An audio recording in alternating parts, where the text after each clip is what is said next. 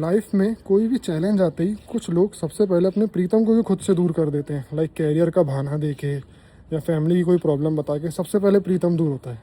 तो समझो ऐसा क्यों होता है। जब श्री राम का राज तिलक का दिन आया तो सब सुबह सुबह उनको दशरथ जी ने बुलाया अपने महल में। वो गए, उनको पता चला कि कोई राज तिलक नहीं होना बल्कि 14 साल का वनवास होना है। ये कहानी जब कौशल्या माता को पता चली वो एकदम दुखी हो गई। लक्ष्मण जी को पता चली वो भड़क गए कैकेयी माता पे। तो जब राम जी अपने महल में वापस पहुंचे तो वो मुंह नीचे करके घुसे और उनका चेहरा थोड़ा उतर गया था। वो ये सोच रहे थे कि ये जो मेरे को 14 साल का वनवास मिला है धर्मयुक्त है, ये मतलब राजा का आज्ञा है और इसका पालन करना धर्म के अंतर्गत आता है। लेकिन कौशल्या माता को इतना दुख पहुंचा, लक्ष्मण भड़क गए। अब सीता को पता चलेगा तो वो पता नहीं क्या सोचेंगी। तो सीता माता देखती हैं उनके बीच में ऐसा प्यार होता है कि वो मन की बात समझ जाते हैं एक दूसरे की। तो वो समझ जाते हैं कुछ गड़बड़ है। वो उनसे पूछते हैं बताओ क्या हुआ।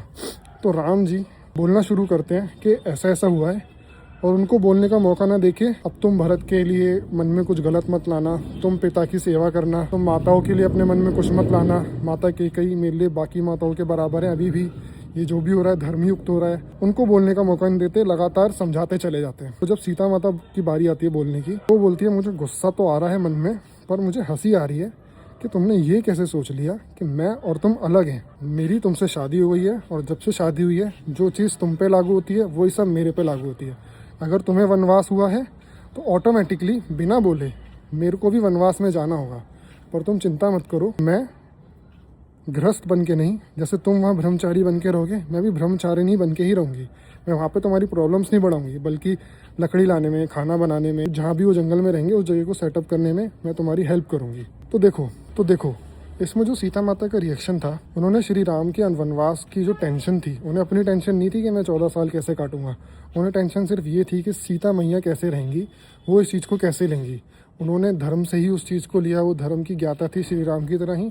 उन्होंने समझ लिया कि धर्म मेरा ये है, मेरे को जंगल में जाना है और ब्रह्मचारिणी बन के मदद करते हुए रहना है, सपोर्ट करते हुए रहना है।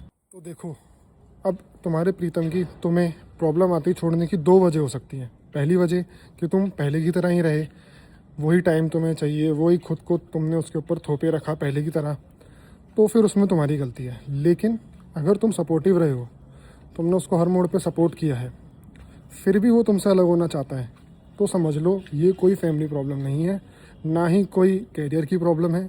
वो तुमसे अलग होना ही चाहता था या चाहती थी। इसको भगवान की कृपा समझ के बहुत खुश होकर रहो। सोचो भगवान तुमने मुझे बचा लिया, समय रहते बचा लिया। ये काम आगे जाके होता अभी हो गया, और बेहतर फील करते रहो।